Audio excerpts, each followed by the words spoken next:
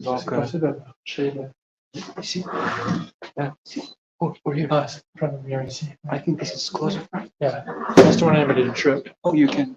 I'll be. I have to sit. You sit here because I'm connected to here, so you can stay here or here. Sure. Maybe on the end, someone closer. You want to present from your? No, just to have to know. I forgot my my your notes. Okay. Yeah, I just need to. Yeah, I understand. Okay. I think. Je pense que.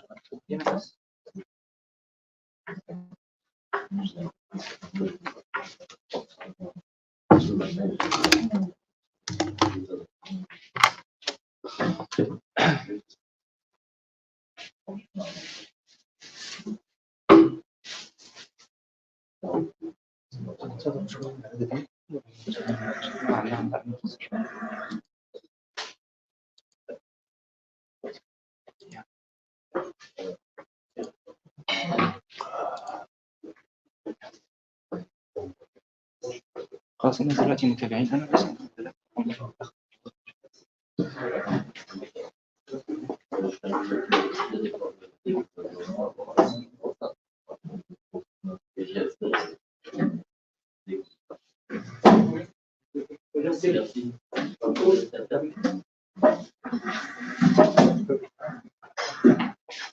Mais ils sont là pour aider. Pour aider.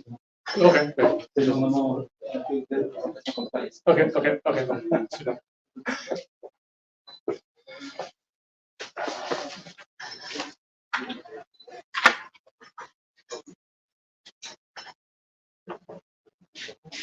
Do you want me to wait over here? Pardon? Should I wait? Attendre là ou... Je pense que oui, on va attendre un peu quelques minutes. Ok, mais là-bas? Ah, non, aussi, Ouais. comme vous voulez. Rabbi told me you can come.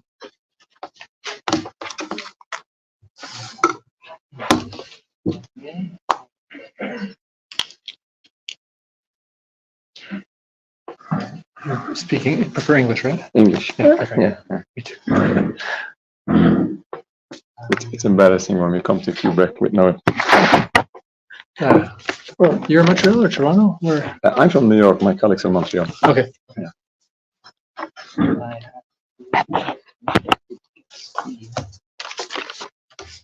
I've been here 11 years and I'm still struggling in French. So Where are you from? Ontario, Toronto. Yeah.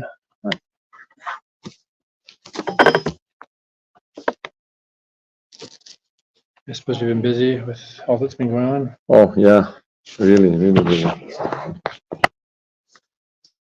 Yes.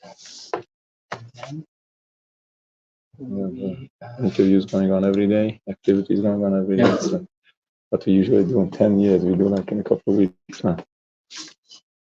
Yeah, sadly. I got up early just to prepare my course for tomorrow so I could come and Right, yeah. got many things.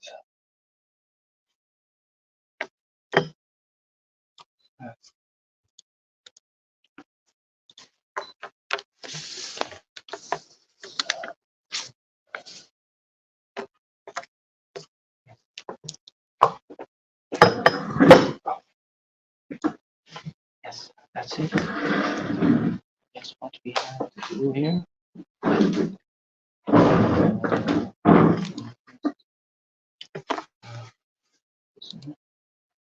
Match your screen.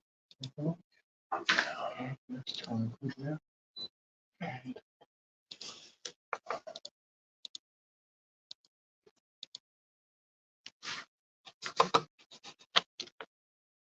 Have you been to Israel recently? No. I mean, not these days, I guess. Not advised. We refuse to visit Israel. Okay, period. Because we just don't recognize. Yeah, I understand. I visited Gaza twice since the beginning of the siege. Is that right? Yeah. How is that possible? It was almost impossible. Yeah. First time we went with George Galloway. Yes, sure, I know. And we struggled. There was a struggle. So you went across Egypt? Yeah. And the second time was a couple of months later. Also, there was like a big convoy. It was the, what do you call it? It was the major initiative with 1,000 people in Egypt. They didn't allow them. They only allowed 2 buses. What was that? This was in 2009, 2009, 2010. Okay. The beginning and beginning. I think we can start because we have 11 people following us, and these will be coming gradually. Okay. So I think this microphone will be exchanged between us when we speak because it caps the sound to those who are following us from outside. Okay. Okay. So. First of all, I'll start a little introduction in French to also present or prepare the audience who are following us from outside or online. So I will just give a few words in French and then we will pursue in English. Bonjour tout le monde. Nous sommes très contents de vous accueillir aujourd'hui dans cette séance La Palestine dans le regard des Juifs pour comprendre de ce qui se passe en Palestine maintenant d'un point de vue juif. Désolé, on va aujourd'hui, par respect d'un de nos conférenciers qui parle mieux l'anglais que le français, on va dérouler, en fait, la conférence aujourd'hui va se dérouler en anglais. So we will be presenting in English because this is the language mastered by our guests, and then we hope that we will also speak in a way that will be comprehensible to our francophonic community. Welcome everybody. Welcome for those who are following us inside in person and those who are following us online. We are very happy to be with you and to be with our guests who accepted our invitation, to come to speak to us and to present their point of view about what is happening in Palestine. Thank you for them and thank you for all of you who are watching us and attending with us today. So today we are having with us Rabbi Dovid Feldman. Rabbi Dovid Feldman. He is a spokesman for Neturei Karta International, which is abbreviated as NKI, an organization founded in the 1930s in Jerusalem to protect the Jewish community from the new Zionist movement. Over the past few decades, NKI has been actively publicizing the voice of many Jewish communities around the world against the Zionist ideology, the Zionist state and its crimes committed against the Palestinian people. Rabbi Feldman and his colleagues frequently appeared at public events and are regularly giving television and radio interviews everywhere, including many Arab countries, to express their sympathy and solidarity with Palestinian people. They also visited Gaza Strip, the besieged Gaza Strip, several times to show their solidarity and also to deliver humanitarian aids to Palestinians. So please let us join me welcoming Dr. Rabbi Feldman.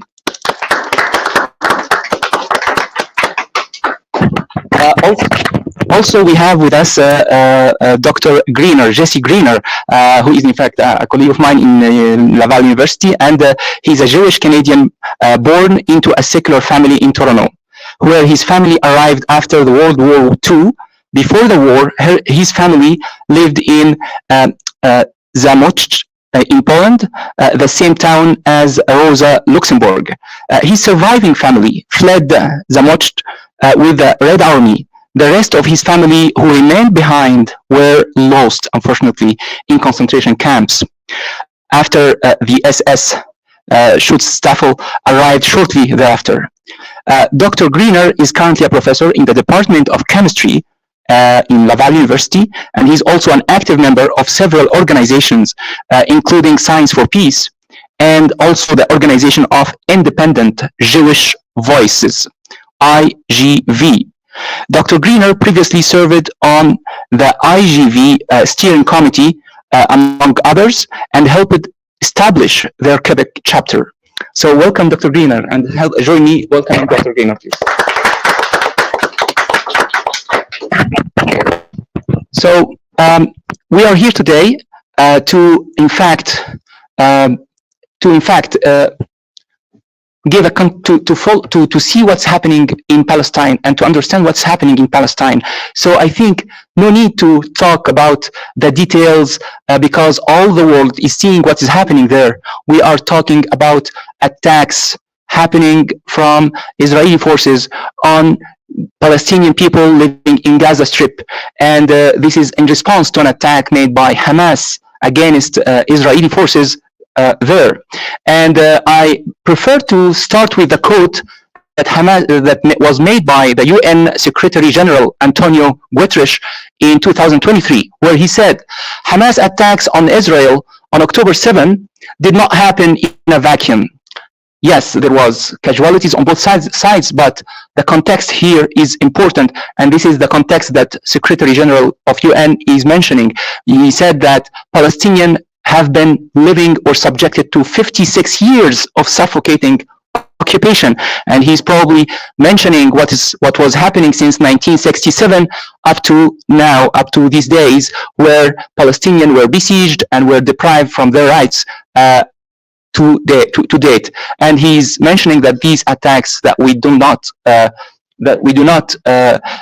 no one likes to have any casualties on either sides, but there is an action and a reaction.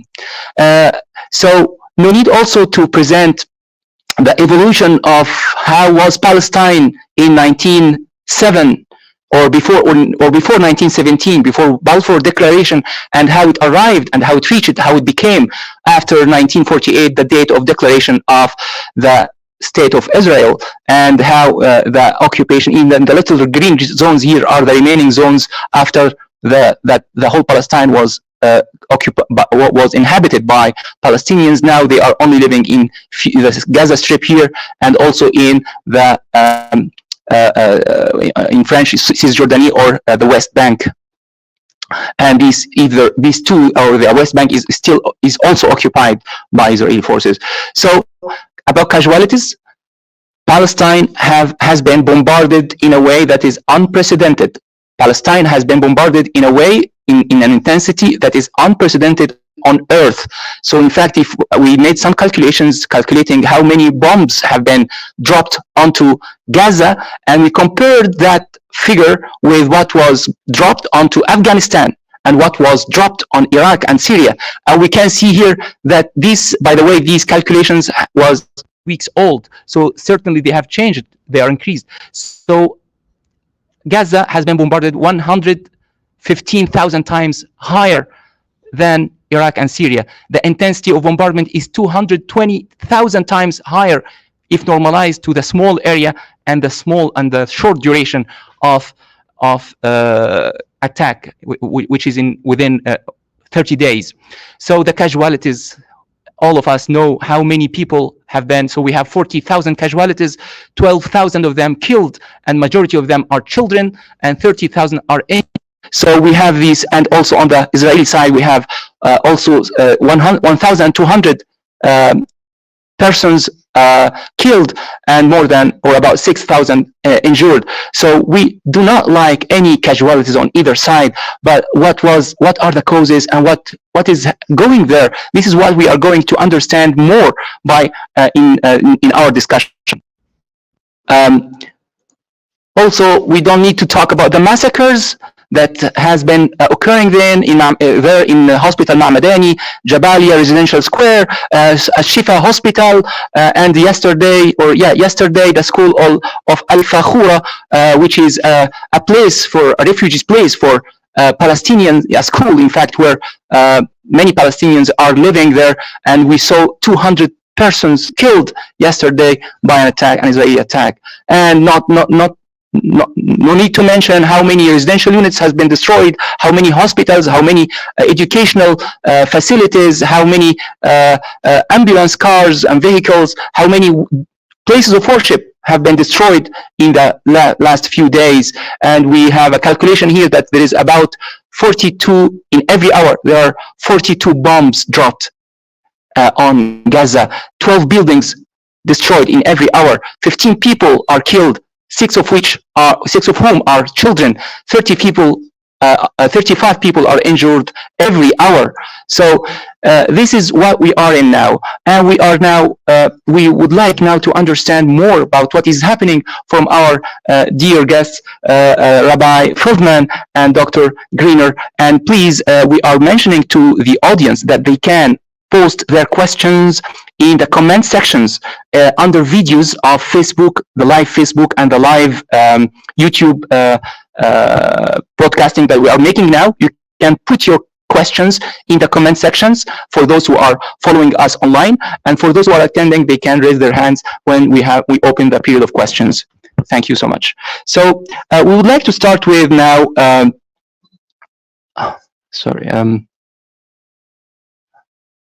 So we would like to start now with a question to our guests. So we would like to give them the talk to speak about themselves and to also tell us how many Jews they represent, or their sect represents amongst Jews in Israel and in amongst Jews worldwide. So we would like to know more about them, their activities, and their understanding of the situation, and how many Jews they represent, that their sect represents in Israel and worldwide. So we'll start with Rabbi Feldman. So please, it's yours. Thank you very much, Doctor, for having us here. It's an honor for me to be able to address the students. The students is very important because we have the new generation and we are expecting a better future with the new generation, hopefully. How many Jews we represent? It's basically we are representing a religion. We are representing an entire Jewish people.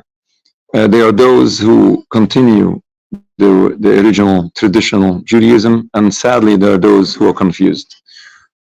Sadly, the majority of Jewish people today don't practice Judaism.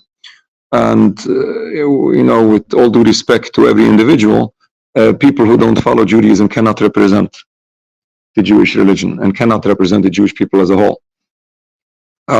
Yes, observant Jews are the minority, but we are a very strong minority amongst the entire world. We have in many major cities, major countries, the main concentration of anti-Zionist Jews, we can say the largest, is most probably in Al-Quds, Jerusalem, in occupied Palestine, still today, still active. Second would be New York, where I'm from, and we have Montreal, where my colleagues are from. In England, there are many parts of the world. There are hundreds of thousands of Jewish people worldwide who disagree with the state of Israel. Not all of them come out in public, and not all of them will have the courage to face all intimidations that everyone can assume. Anyone in university that dares to speak up, I don't know how our close friends managed in the university to do like something which is so strongly anti-Zionist. I can assume that there was some Zionist students try to make problems we still have liberty. Right, which is good. You should appreciate that, because in the States it's way more complicated, and this is what silences so many people that don't really express their positions regarding all what is happening. But so many people are so disturbed by this occupation going on for so long, and especially the last couple of weeks since October 7th. And as was said before, certainly what happened in October 7th is not something that anybody chooses. Nobody appreciates what happened. Unfortunately, this is a tragedy, but this is a part of this larger tragedy, as Secretary General of the United Nations said. Unfortunately, we are witnessing this tragic result of the tragic situation going on for so long. And this has to stop. And we can continue, I believe, in the Thank you discussion. So much. Thank you. So thank you so much, Rabbi Feldman. Now, Dr. Greener, please, for the same question, how many Jews do you think you will be talking about or representing, and what is your general views? And please have a short snapshot about your activities. Thank you so much. Great. Thanks so much. I do appreciate the invitation to be here. I think there's many things to say. I'll start with the direct question. Well, I would say similarly, I don't want to state any numbers here. It's difficult to quantify the numbers of Jews that we would quote unquote represent. And by we, I would say independent Jewish voices in Canada. I would prefer to give a description of what we represent. So we are a collective of Jewish people, observant and non-observant. I agree with Rabbi Feldman's perspective that there are a vast majority of Jews that are not represented by the traditional Jewish establishment, if we can call it that, in Canada and other sort of Western countries. And so from either perspective of a very religious approach or a community that maybe is more dispersed and less defined of Jews, we think it's really important that there are a diversity of ways for Jewish people to express themselves outside of those kind of concretized, established, I hesitate to say official voices of the Jewish people.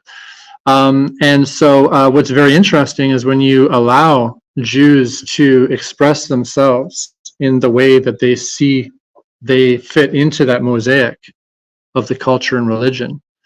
More often than not, what you find is that there's a lot of overlap with the goals of the vast majority of people in the regions that they are located, in their countries, in their cities and communities, with their brothers and sisters from different backgrounds who are also here, the Muslim brothers and sisters, even people who have no religion or, don't have a concrete vision of their background or culture.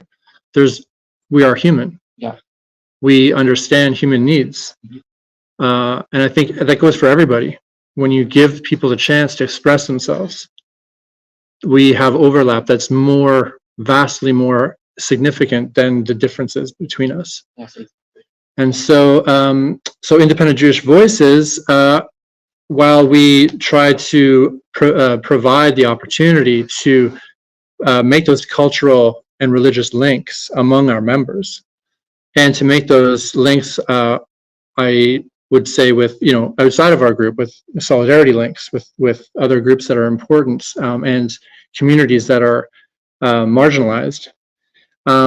We also are focusing very specifically on specific issues that were the birth of our organization. So, and these are coming from largely the occupied areas of Palestine and so-called Israel. So we have focused on, I would just give a quick background of the organization. We started with the Alliance of Concerned Jewish Canadians, I think in roughly 2005. Maybe I should even step one step backwards.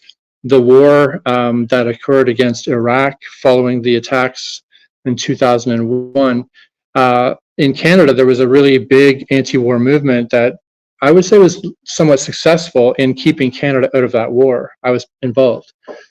But what we saw, everybody knows, is after that, in many Western countries, including Canada, Muslims were demonized, largely, we could say.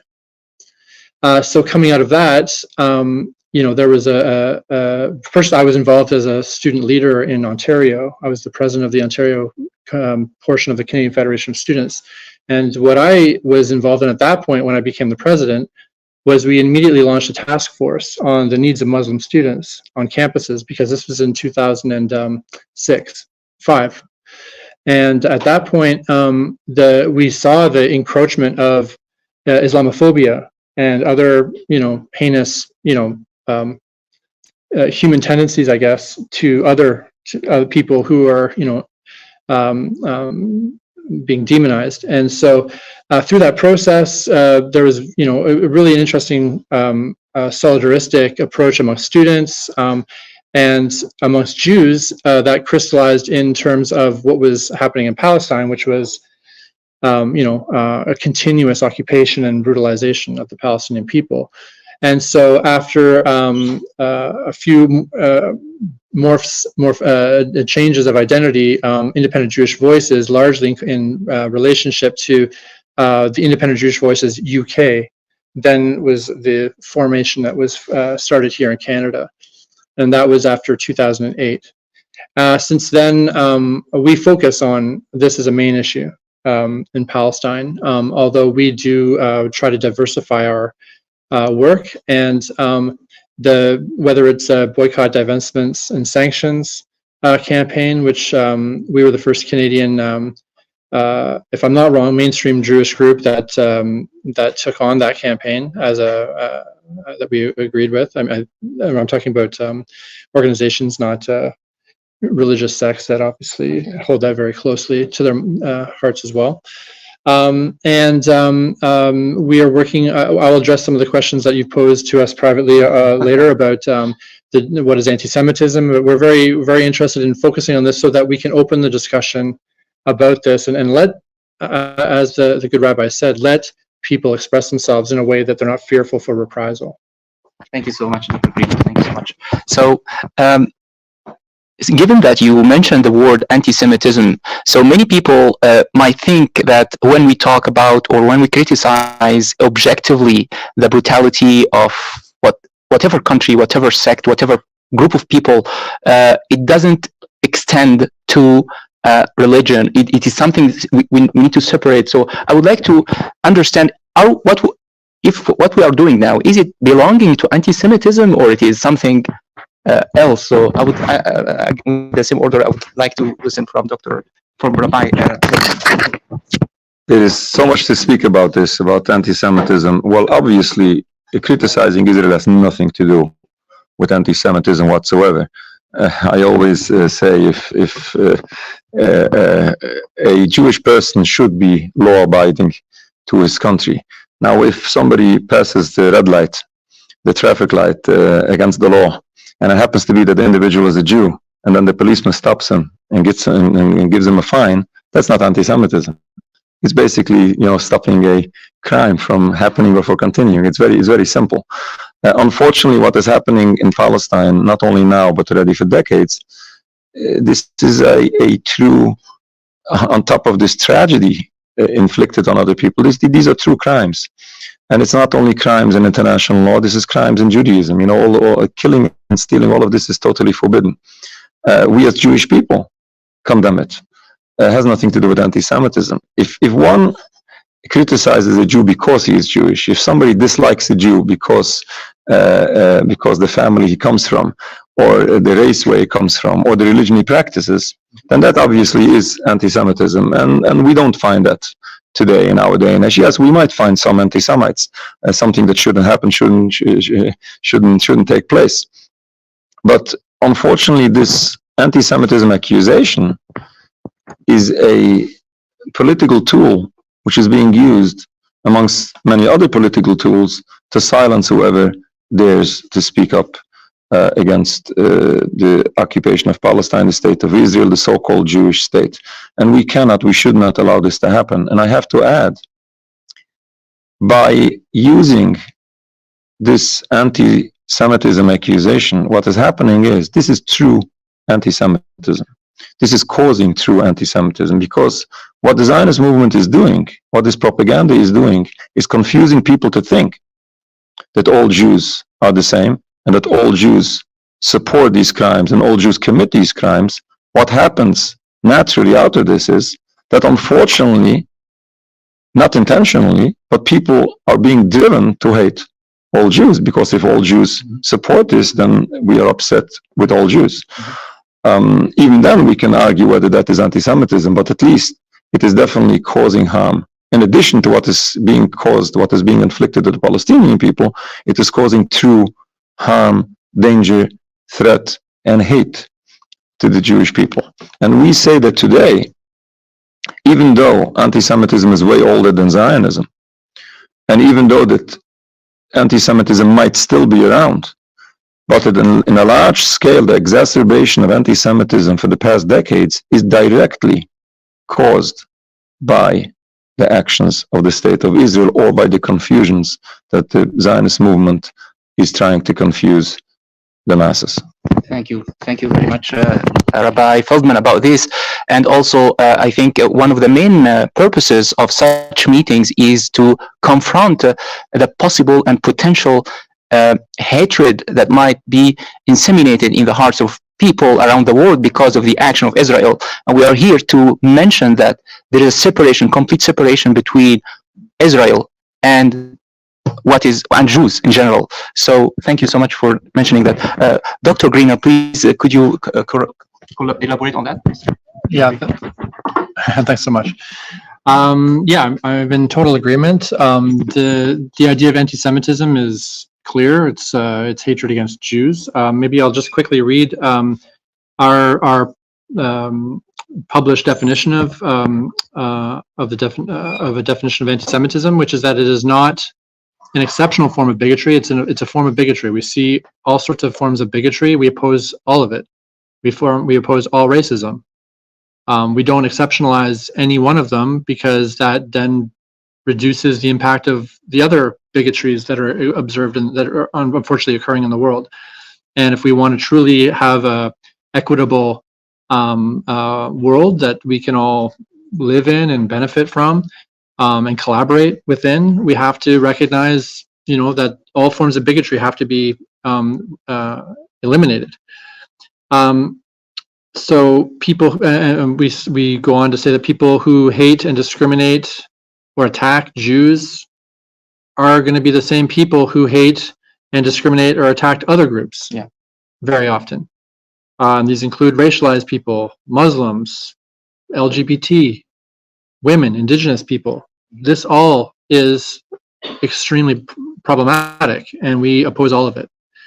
And the excellent point raised that exceptionalizing bigotry against Jews by focusing exclusively or nearly exclusively on the term anti-Semitism as a sort of a hierarchy of bigotry being near the top, let's say.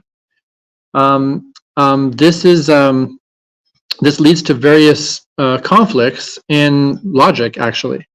So, especially when it's clear that the anti-Semitism is, I would say, weaponized often against criticism against Israel. Mm-hmm. So this was mentioned. This is understood by many people. Mm-hmm. And on the flip side, if we want to have an honest discussion about bigotry, we also want to have an honest discussion about the sources, and we also want an honest discussion about tangentially related issues. And if we want to condemn Israel, if we want to critique Israel, if we want to congratulate Israel, I mean, it has to be done on the same playing field that we do with other countries. And so I would say one thing is that we're very concerned about the International Holocaust Remembrance Alliance, the IHRA, which is a sort of a political movement, I would say, that is rebranding anti-Semitism and focusing that as in contrast to or with respect to criticism of Israel. And so the IHRA is a definition, a sort of a revamped definition of anti-Semitism, which seems purposely vague. It seems purposefully oriented towards criticism of Israel almost exclusively. If you look at the examples given in the IHRA, 7 of the 11 examples are talking about Israel, not about daily lives of Jews who are really affected by anti-Semitism in many cases. So we think it undermines, of course, it undermines Palestinian human rights because it puts up another barrier to having that discussion. Now we have to discuss if we're being anti-Semitic by just discussing Palestine before we can get to the issue. Just like we have to, it seems like there's this sort of ritual in the media where you have to discuss Hamas before you can get to the fact that there's people dying at an alarming rate. Yeah. Another barrier. Yeah. Of course, it affects freedom of expression, academic freedom, and it's based on this idea of weaponization of anti-Semitism. So I guess I'll leave it at that. But I would just say that this is a very loaded term, and we do need to have that term in a clear way that clearly defines a clear problem, but not load it with other background. Thank you so much, Dr. So we remind you that you can always take the opportunity to post questions, and we are receiving questions online, and we'll take a pause to respond to the questions that we are receiving. So let's start, dear guests, by the words taken, or an excerpt from Netanyahu, the Prime Minister of Israel. He met a famed professor, Canadian professor called Jordan Peterson, and he expressed his views about Israel and the rights of Palestinians. So he made the excerpt from his words. He said, and his meeting with Dr. Peterson is online, present on YouTube. His argument is that we came in the beginning of the 20th century. There was no Palestinians, there was no Palestine. It was an empty land, barren, wasted land. We started to cultivate it. We started to build a new city, a new cities, a new civilization, and then Palestinians came to and immigrated when they saw this reconstruction of their lands. So of the land, they came back, or they immigrated to Israel, and then they started to claim this is our land and this is Palestine, and we and so they said. He said his conclusion, Netanyahu, his views is that it is a Jewish land. Israeli belong to this land. The land belongs to Israeli. There was no Arab. It is not. The Arabs can live or can coexist with Jews as long as they admit it is Israeli Jewish land, and then it will be peace. So, what are your comments about these comments of Netanyahu about his views about the Palestinian lands and this territory, and what are your responses about that, or your comments about that, dear guests? And it is open for you, whoever wants to start with. Okay. Sure. I mean, I'm not. I just came from preparing for my course for tomorrow morning at 8:30. My mind is not about the history of Israel. We all know that these kinds of things, this kind of opinion is put forward. It's often based in sort of scriptural arguments, and I'm not going to pretend to be an expert on that. I'll let more informed people speak to that. But I can say what is happening now. It looks a lot like colonization that happened in lots of other European colonized countries, except for it's accelerated and it's much more brutal.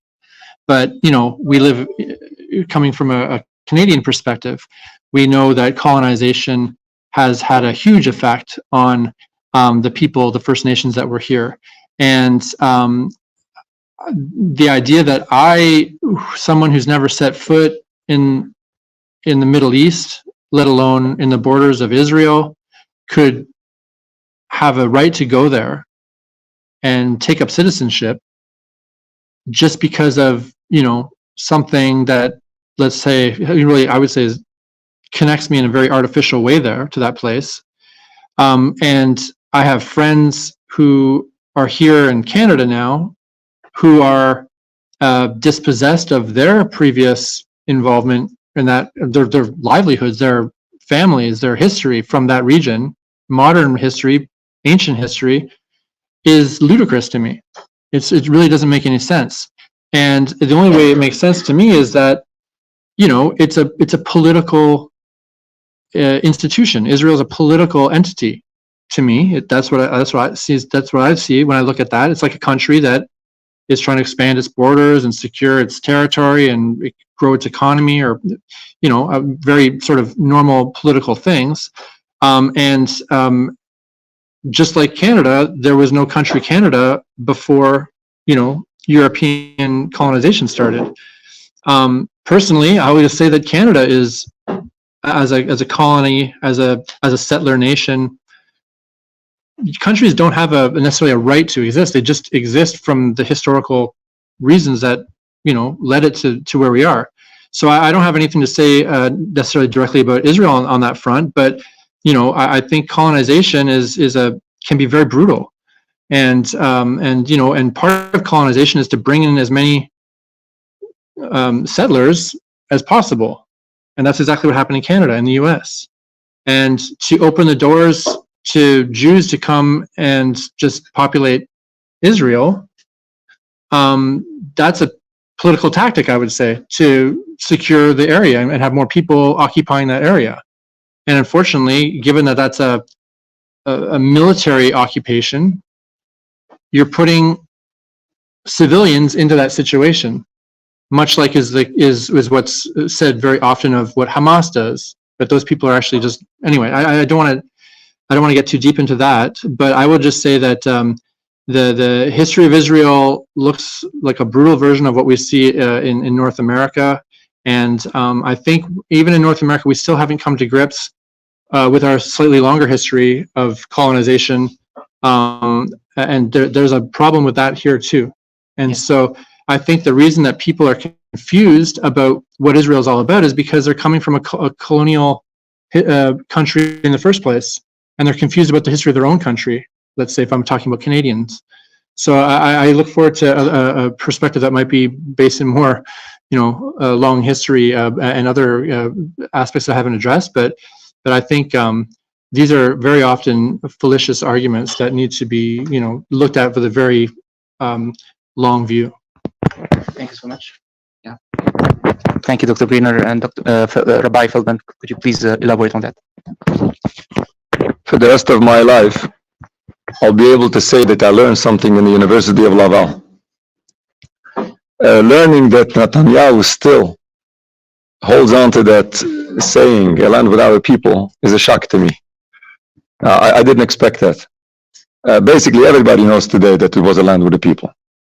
It's this, there's no way to argue in this. There were 700 facts of history. There were 700, and everybody agrees to this today. It's puzzling that Netanyahu still holds on to this. There were at least 750,000 refugees in 1948, which is 50% of the population of Palestinians at that time. Okay, and we have millions of Palestinians, in Canada and many parts of the world, who generations back lived in Palestine. Now there is no way to argue. There's no way to debate this. As Dr. Greener said, that usually what the Zionist movement is using, they're using an argument that scripturally it belongs to the Jews. And this is an argument that nobody can, debate, because very little people have the information to debate this. And I would gladly spend a couple of minutes with the permission here to a little bit elaborate on this. People should understand, what we're dealing with. First of all, to begin with, we have a secular movement founded and run by people who refuse to follow the Jewish religion and still misuse that religion to justify crimes forbidden in that religion. Now, this is a whole total hypocrisy. It doesn't make any sense. But they play on the ignorance of masses of people, Jews and non-Jews. And this is one of the ways how they are so successful, because they use ignorant people, and then they educate the youth on total ignorance in the basics of Judaism, regarding to basics of Judaism generally speaking, and especially what's in regards to Zionism. And to make this very short, I'll try. One of the famous concepts they're using all the time is the promised land. God promised the Holy Land to the children of Abraham, Isaac, and Jacob, the Jewish people. And many people, non-Jews, know about this. And this is a religious concept, and no one wants to fight any religion. Nobody wants to fight God, and nobody wants to fight the Jewish people. Anti-Semitism, as was discussed before. But what is happening here, this is true propaganda. And how can I say propaganda when I admit that this is a true concept in Judaism? But when you use a true concept and you misuse it, you show one side of it and you don't show the other side of it, this is basically misusing the religion, and this is basically hypocrisy. Yes, there is a concept that God promised the land to the Jewish people, but the other side of the coin is, which is very simple in Judaism, we just have to scratch the surface a little bit. And if I have time, I will give you verses and quotes and all of this. But we have to be short. It's basically the land was promised to the Jewish people, and it was promised to the Jewish people on condition There's a verse in Leviticus that says twice, the land should not reject you because you defile it.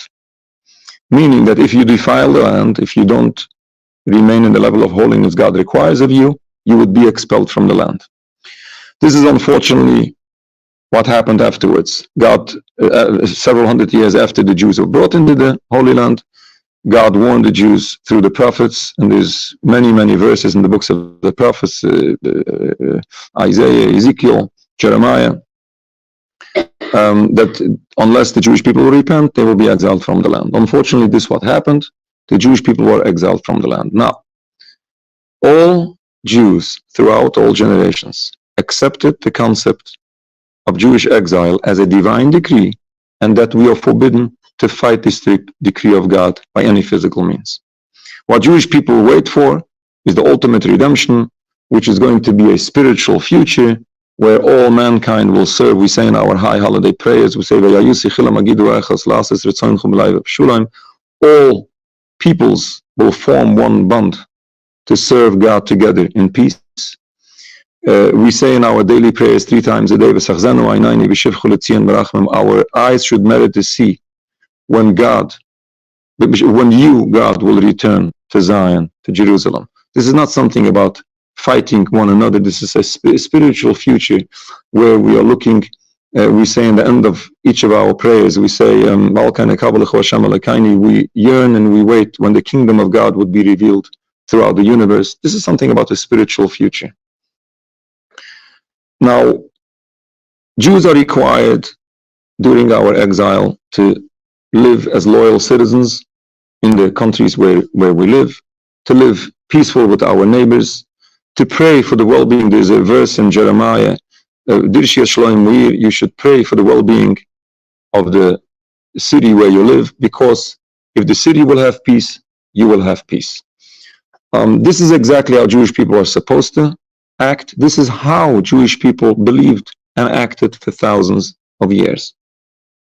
This was accepted by all Jews throughout all generations without any exception.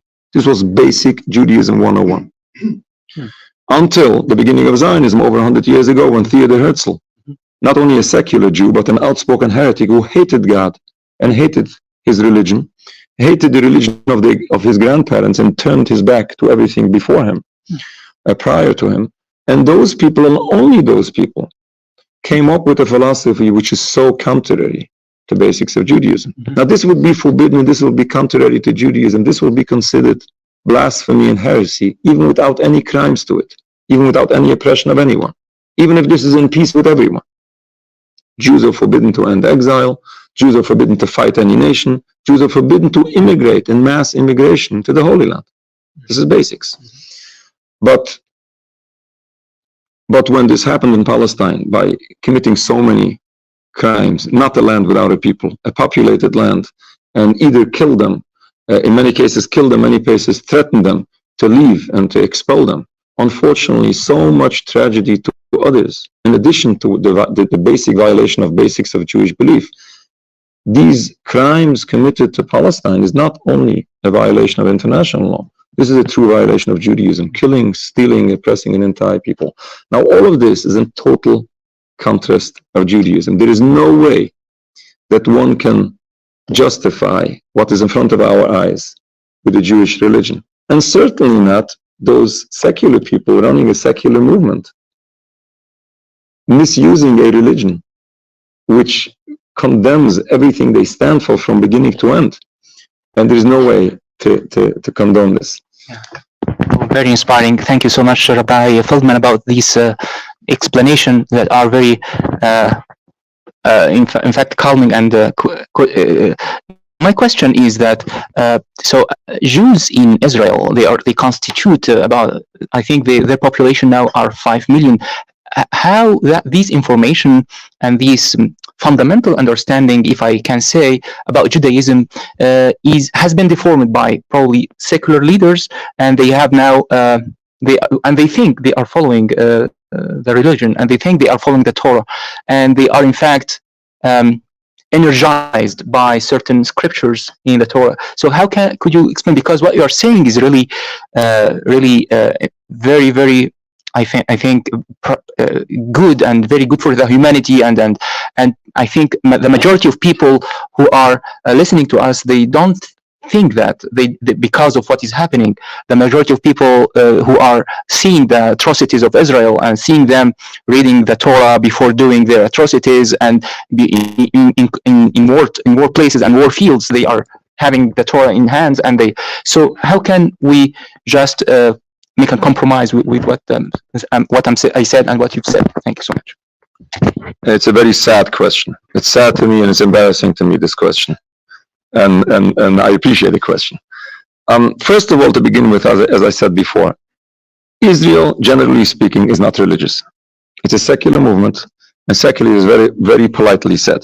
It's basically a heretic movement. They are attempting to uproot Judaism on a large scale. It's not only secular. But true, these sad images that we see recently, it's not only recently, where we see religious people, unfortunately, committing the worst crimes, and then, together with the Torah scroll and with the religious observance and the prayers and all of that. Again, it's very sad, it's very embarrassing.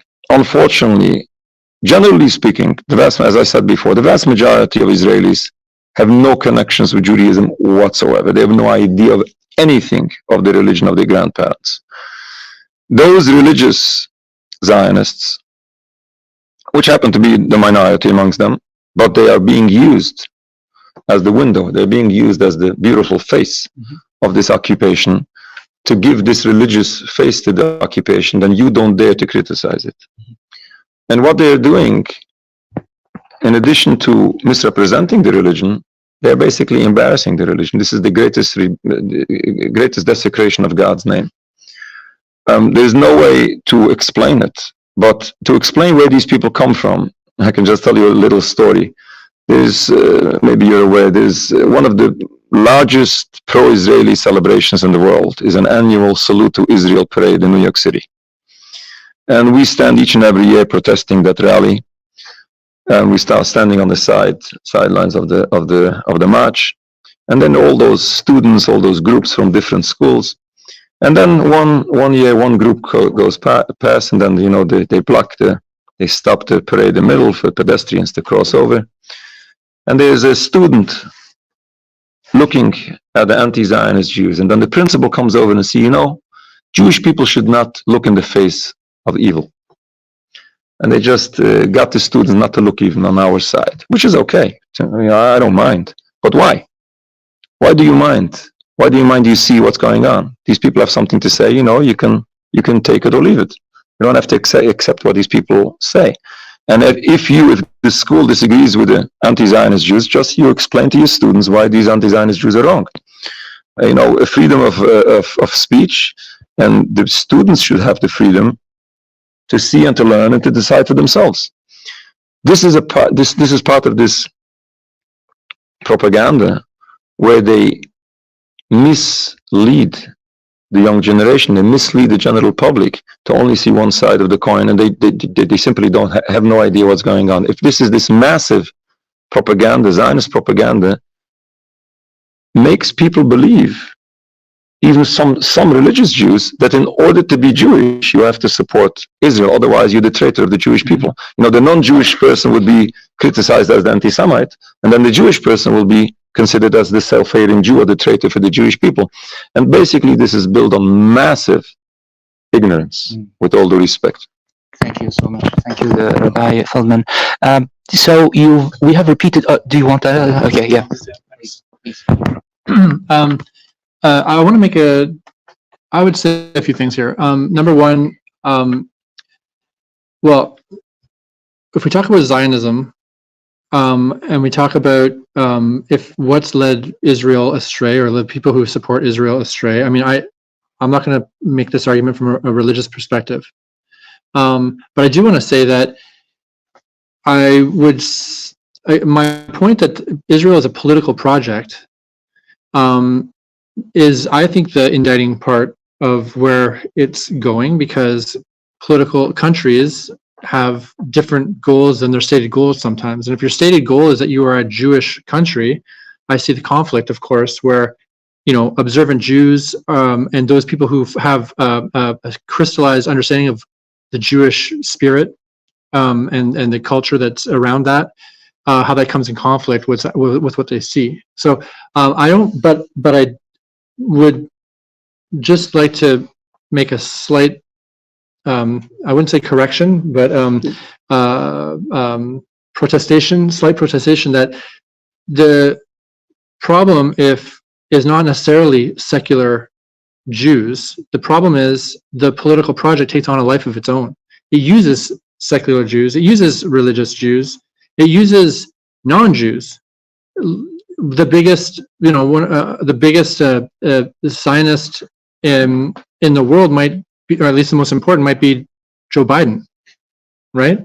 These are, you know, this is a support, because, and depending on what your definition of Zionism is, if you see it as a route to a political, you know, a specific political goal in the region, crystallizing around the formation of Israel, then we've got plenty of Zionists that are, you know, secular, Jewish, and completely, you know, non-Jewish. Christian Zionism is a huge connection to the whole question, and you know, we can talk. I would be very, very interested to hear about the perspectives on that you may have on that, Rabbi Feldman. But I think we need to look at the solutions may also come from a secular or a religious or a completely non-Jewish perspective as well.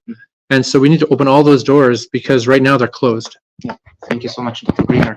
So, given that you mentioned Zionism and also Rabbi Feldman, so I would like you, Dr. Greener, to shed some light on the definition of Zionism. What is it? What is it about? How could I think, from my understanding, that Zionism is a collaboration between colonial Jews and colonial Christians, or West. If my definition is correct, I would like to hear from you your understanding about Zionism and how it brought Jews and Christians to initiate the state of Israel and become behind and a major supporter of the state up to our days. So my background is in chemistry and physics. I'm not a historian, Okay. so I will give my perspective on that. Yes. But I'm not speaking with authority on this question. But it seems pretty clear that Zionism is related to a political project. So and I have to say that the conflation with Zionism or anti-Zionism, let's say, and anti-Semitism is, you know, off the table for me. These are not equatable terms. And again, it comes back to the idea of you know, trying to silence a real discussion. And I think a real discussion should include the very question you posed: what is it? What does Zionism mean? And who's involved in it? And you know, I look at things at a very neutral way. I see a country, I see the supports for that country. They're within, they're without. You know, Canada's a huge supporter of Israel. Canada's sort of a Zionist supporter. You know, the media, our media is quite Zionist in terms of its, you know, unconscious bias towards the project of Israel. And it's an impediment to the discussion of actually what is going on if we can't, you know, identify the roots and who's supporting. We could talk about, you know, the Christian Zionists who see, from my understanding, kind of a very ironic or difficult, you know, perspective where they support the project of Israel because for them it's actually a means to an ends of their own, you know, interpretation of their scriptures. And quite negative ones in the sense that this is going to be a place of final conflict that actually benefits Christians in the end. I mean, so I mean, it's a very complicated issue that I don't want to speak forcefully on, but it seems to me that it's biased. It's biasing in favor of, you know, a select group of people the ones that are, identified as Israeli Jews. And it denigrates other people. So it seems to me a biased term. People call it racist term. That differentiates between inhabitants and their rights. But let's hear some more perspective on that. Yeah. Thank you so much, Dr. Greener. Rabbi Feldman, you've talked about that Judaism forbid initiating a state until Jews should wait a miraculous intervention from God to group them into or re-establish their state or in homeland in the Levant or in around the Palestinian lands. So how can this be interpreted in view of Zionism? What are the differences between Zionism and your definition of the initiation of State of Israel according to Judaism? Could you please shed light on that? Thank you. Now, again, coming back to the previous question, what's the definition of Zionism? Zionism is the philosophy of building a sovereign homeland for the Jews, which is obviously racist. But in addition, as a religious person, as a religious Jew, what needs to be clarified is that Zionism is a transformation of Judaism from a religion into a nationalism. This was designed, as I said, this was designed by secular people, by atheists who didn't believe anything of Judaism, and still insisted to hold on to their Jewish identity. Now they had to come up with something new to be able to replace the old if they don't want to follow the old. Then they came up with this philosophy of Zionism, which is a new definition of Judaism. God forbid you no longer have to believe in God or follow his commandments. You just have to support or build this Jewish homeland in order to be Jewish. If I may, I'll tell you a short story. I was on a plane once from London to New York. I sit down and there's a gentleman next to me in an empty seat between us. I fall asleep. I wake up and I see the Haaretz newspaper between us. And I realize that my neighbor is a Zionist, which is, it's okay. We can sit together. And we went into a nice conversation. And then he goes by saying, whether you are right or wrong, which I consider an achievement, isn't it? It's already a question. Whether you are right or wrong, I will never give it up. I'll never give up the state of Israel. I risked my life in the army. I'll never give it up. And I said to him, I understand exactly where you come from. And this is an important point. All what defines me Jewish is the religion I practice.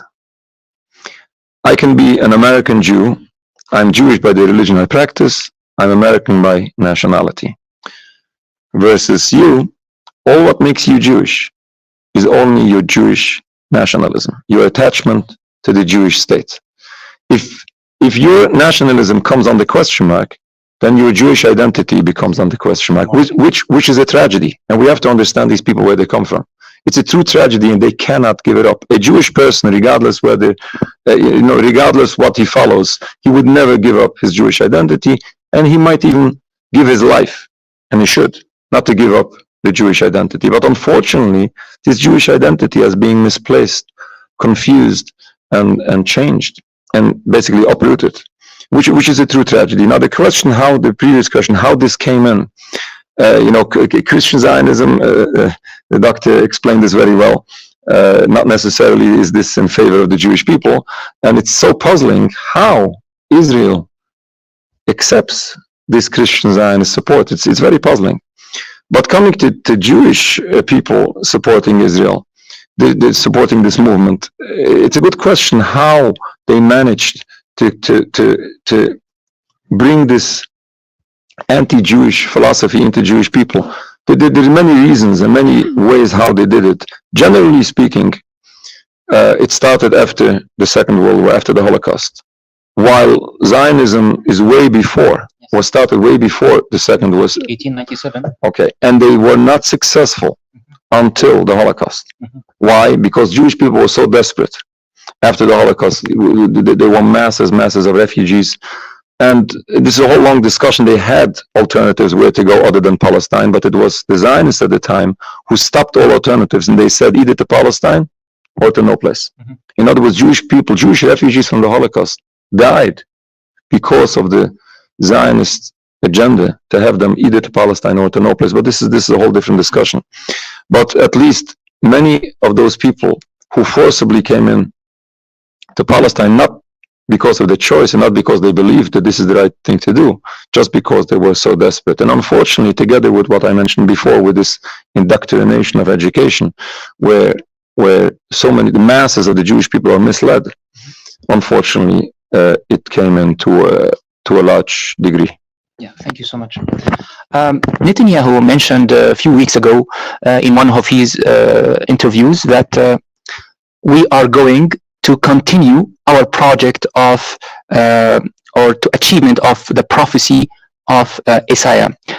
So he still uses some religious phrases to support his, I think, if I can say, his actions on Israel, towards the Palestinians. So I think there is some tangible scriptures or scripts from religion that he's using, and he is backing up himself by these statements. And also he mentioned that in that meeting, in his meeting with Dr. Peterson 1 year ago, in fact, that Theodor Herzl is the new Moses, so the original Moses that we know, the prophet, and now that the Theodor Herzl is so he is glorifying Herzl as being a reference, as equivalent or close to Moses, the prophet.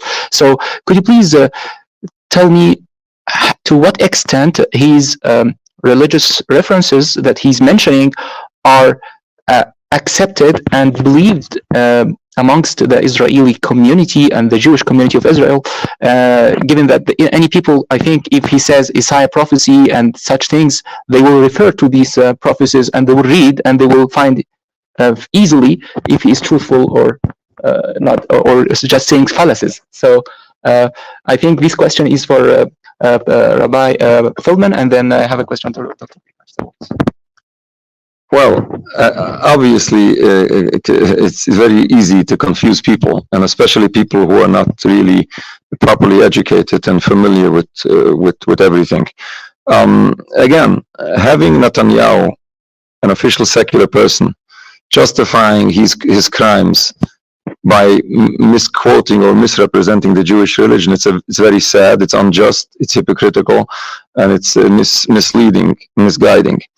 I'm not sure exactly which verses, which concepts he have used in those interviews, but generally speaking, all what Israel stands for is in total contradiction of Judaism. There is no way to justify it, whichever way you look at it. He might use some verses from wars that took place in the times of King David. He might use some verses from the time that the Exodus, that Jews went out of exile and went into the Holy Land, to the land of Canaan. You know, all of this is very clear. There is everything has its perspective, its time, and its surrounding of the religion around it. As I mentioned before, and there's so much more to speak about this, there is no way, according to Judaism, to justify any war against any nation. Let's make it very, very simple. And there is no wonder when you have a criminal as Netanyahu, for the same reason he doesn't mind to commit all those crimes, for the same reason he doesn't mind to misuse the religion he doesn't even practice. Now, in other words, he does everything he can to glorify it, to make it look proper, and to play on the ignorance of the people he speaks to. And unfortunately, this is just part of this whole Nakba, in this whole desecration of Judaism, this whole catastrophe for humanity, basically. Yeah, thank you so much, Rabbi Feldman. Dr. Greener, I understand that there are on the ground now some proposition for a solution of the conflict between Palestinians and the Israeli. So as we heard right, a few moments ago, that Netanyahu does not accept Palestinians making a state with a neighboring state. They either to be exiled or to live under sovereignty of Israeli. So we have on ground three proposition: either two-state solution, which is Palestinians beside neighboring to Israeli. This is the first solution. The second solution is Jews, in fact, Palestinian living as sub-communities under Israeli sovereignty, or a third solution, which is the inverse, which is Jews living under as sub-communities to within a Palestinian authority. So what do you think, or there is another solution that you might think of as a resolution of the conflict that we're living at? This is the question that I'm sure everyone's grappling with. There's a fourth solution I've heard, or fourth idea I've heard as well. But first of all, how do you even move to a situation where there's a regularized institutional relationship between Palestinians and Israelis at this point, when you have the rhetoric that is at such a high frequency as it is now? The term I believe Netanyahu used was calling the Palestinians Amaleki.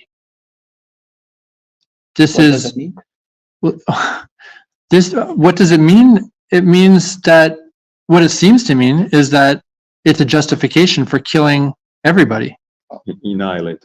Annihilating okay. Everything, not just people, not just their babies, everything. That's what it means to someone listening to that who knows where that comes from.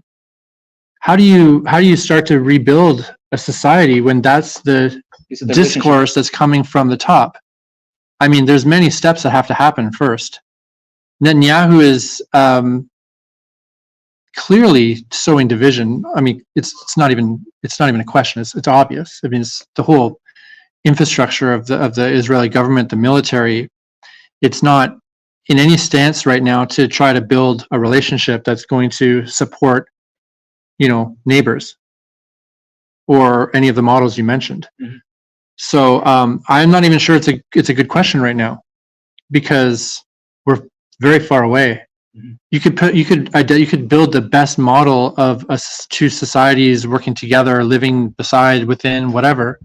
But if there's that level of, animosity, it will obviously fall apart. Mm-hmm. So what needs to happen before there can even be some kind of a reconciliation, so that people can have, look at each other in the eyes and actually, walk by the streets and make sure that there's respect. Mm-hmm. Yes. I mean, I think the process that was interrupted by all of this, which is a legal process against Netanyahu for corruption, mm-hmm. maybe that should play out. Mm-hmm. Maybe we could, get him out of the equation. Mm-hmm. Maybe there could be, I'm using the maybe in a rhetorical way, maybe there could be a full investigation of war crimes that have been committed. Mm-hmm. So we could have that out of the way first. Mm-hmm. I mean, look at Germany, which, wholesale murdered, millions of people. And they went through the process that was forced upon them by a military loss. Mm-hmm. And then, political and legal ramifications that came from that. Mm-hmm. And things turned around. That's left a weird mark on their psyche today, I think, but we could talk about that another time. But I think there needs to be an end to the violence, like starting with an immediate ceasefire. There needs to be honest discussion about what just happened. Mm-hmm. There needs to be repercussions for what just happened. Mm-hmm. That then remove players out of the equation that are clearly major obstacles to a peaceful future. But I'll just mention that it seems to me what I'm hearing people say is, from a pragmatic point of view, a two-state solution's off the table, mm-hmm. a one-state solution's off the table, because I've heard some interesting options where there's a one kind of state, but there's membership in different authorities that oversee members within that state who identify as Palestinian or Very complex. because I think the complexity comes from the fact that there's just an untenable situation right now. And so I would, rather than ask that question, I would say, let's get down to dealing with the genocide that's happening now, and focusing on that. And hopefully once people can have an honest discussion about that genocide, and then people can understand like where they stood before, how they maybe feel now after this has been discussed properly, openly, ramifications have been realized, then maybe we can shake hands and move forward. Thank you. Very inspiring. Thank you so much, Dr. Greener. I would ask you the same question, Rabbi Feldman, but with another, using another perspective.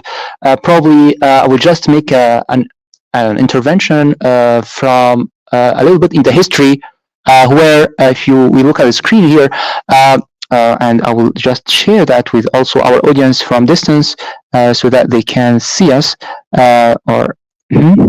So what I would like to say here is that if we look at the blue, red zones and the green zones are representing the dominions or powers of different religious backgrounds over Palestine and Jerusalem. So we see that there was about 4 centuries of Jews in the years 1000 to 586 before Jesus Christ, and then it was at 313 after Jesus Christ that it turned to be under Christian powers, Romans, and then starting from 638, it was the start of Muslims taking over Jerusalem. So the question that is being put on the table is that why don't Jews live in communities under Muslim sovereignty as they are living, for example, in Morocco, or for example, living in, and in fact, when the Caliph Omar entered Jerusalem, and correct me, and I would like to hear your understanding of the story, when he took the keys of Jerusalem, he brought for the first time Jews who were exiled by Romans for 500 years, since 135 up to 638, and he allowed them to practice religion in Jerusalem, and he gave security to Christians to practice their religion. He refused to pray in a church to prevent himself being taken as a role model, and to prevent Muslims to convert churches into places or mosques and so on. So I don't see any bloodshed when the Caliph Omar took over Jerusalem. I don't see any religious oppression that was taken by Omar ibn Khattab, the Caliph. Why there is a fear of, I don't understand if this is a true fear or not, why there is a fear of Jews living in communities under Muslim sovereignty. And that brings me to one of the options, which is the 3 options that I proposed, which is Palestine return to be a Muslim authority in which Jews are living freely and with dignity, and their rights are fully protected. Why that is not an option, or is it acceptable or not? Thank you. Well, certainly this is the right point, and this is the most important point that we have to remember from everything we speak about Palestine. We have to remember simple history, as you said. Jewish people lived in many Muslim countries. Palestine was an excellent example. We were the minority, Jewish minority, and we lived in respect. We were respected and protected. This is something that we should remember. Unfortunately, on purpose, is being eradicated from history, because the Zionist movement wants to have Jewish people believe that they cannot exist in Muslim countries. As you said, it happened to be that in many or in all Muslim countries, Jews lived in peace. Now the question is, why today don't we see, almost we don't see any Jew in those Muslim countries? There is so much to speak about this, how sad this is, and how destructive this was to the Jewish communities. In many cases, it was the Zionists at the time that caused problems for the Jews in those Muslim countries in order to have the Jewish people think that it is the Muslims making them the problems and they have to leave. And they did this on purpose because they needed the masses of Jewish people to immigrate to the new state of Israel. This is unjust how they Portrayed portray the Muslims, right? And this was so tragic how they placed the Jewish people in danger. And so many Jewish people were killed. One example is there's a book, Ben Gurion's Scandals by Naim Giladi. I met him personally. He was one of those young teenage Zionists in Baghdad. He's an Iraqi Jew. And he was part of that gang that placed bombs in the Jewish synagogue in Baghdad in order to have the Jewish people fear to leave and to immigrate to Israel. Another story I heard from a Yemenite rabbi, lives today in occupied Palestine in Israel.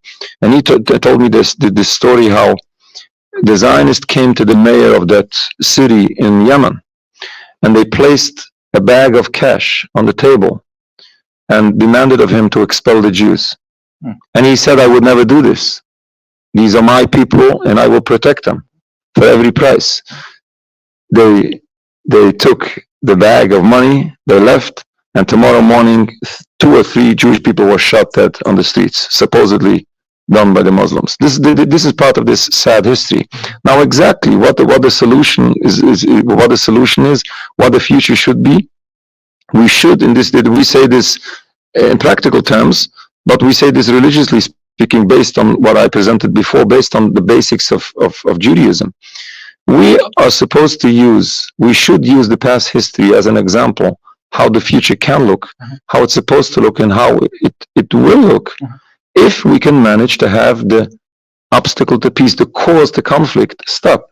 And I always say we have to, in order to be able to figure out a better future, we have to study and understand what is the root cause of this problem going on. People think, and this is also part of the Zionist propaganda, it's just because we have a difference of religion, therefore we cannot coexist, and this is the cause to conflict. This leads to this notion that no religion will ever change, and this conflict will never change, and the only solution, the only alternative is to fight, and to continue fight, and to fight again, and to commit more crimes, and just at the end of the day, what's happening here is that everything becomes so much worse as we see today. And it doesn't take us any place, none of us. It's not in favor of anyone involved. And unfortunately, it's destructive to everyone. We have to realize that the problem is not the difference of religion. We lived in peace despite any differences of religion for the longest time. It is the brutal, tragic, and anti-Jewish philosophy movement of Zionism, which is unfortunately causing so much death and destruction, not only to Palestinians, but also to Jews. And I always say, we have to stop this Zionism. We have to stop this occupation in its entirety, no two-state solution.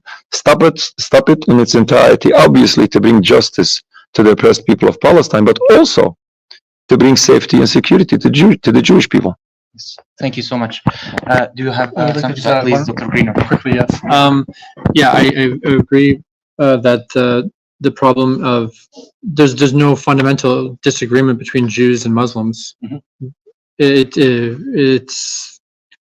breaks your mind to think of how that could be the case. Looking at the history, looking at interactions that we can have now that are depoliticized, but the problem is, a lot of people that I organize with, we come from a tradition of progressive Jewish activism.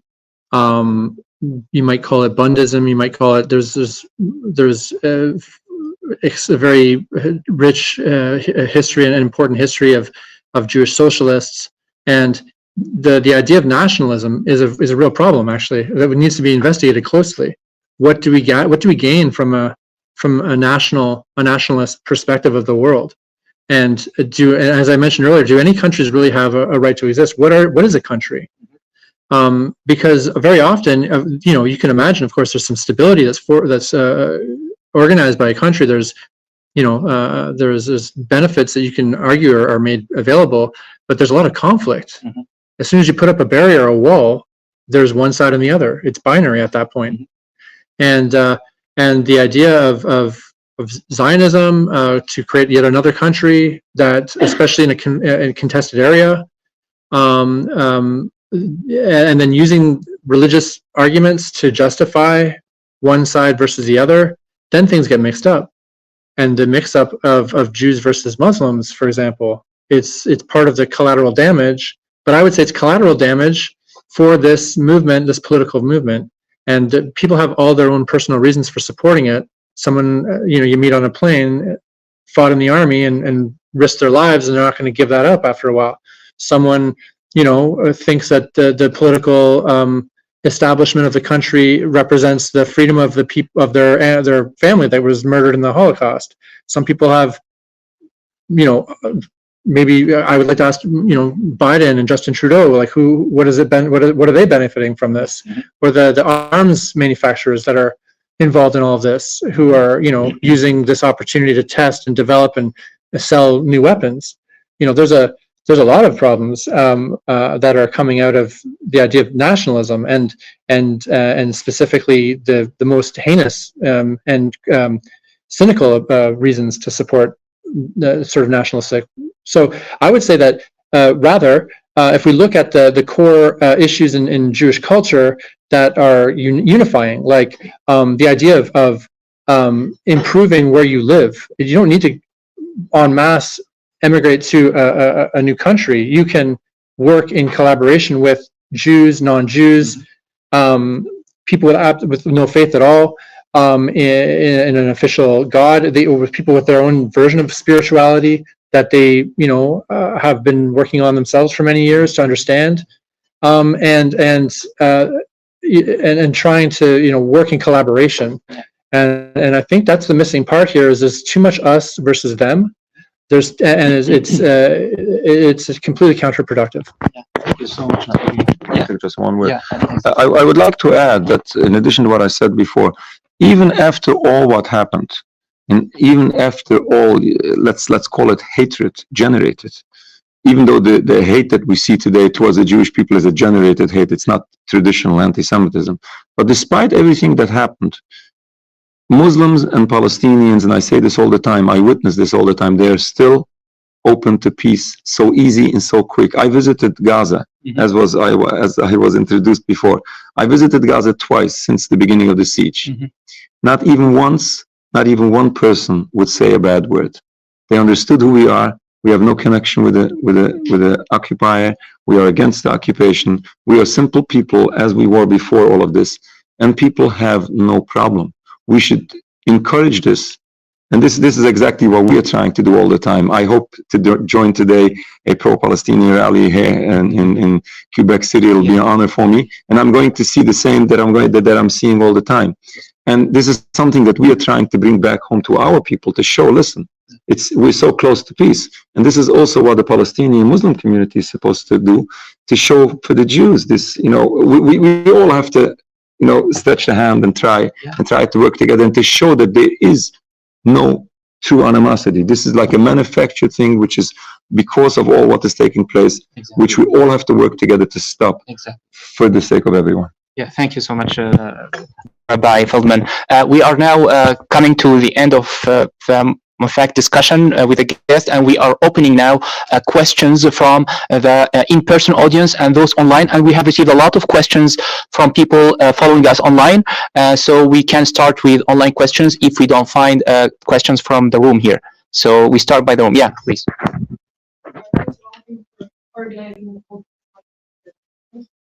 I have two questions. The first one is, would you say one of the reasons it's so hard to objectively criticize Israel in Canadian academia is because Canada is itself a colonial country built on the same type of colonialism, and recognizing Israel's the criticism of Israel would mean recognizing our own. So thank you so much for the question, but I repeat the question for those following us from distance.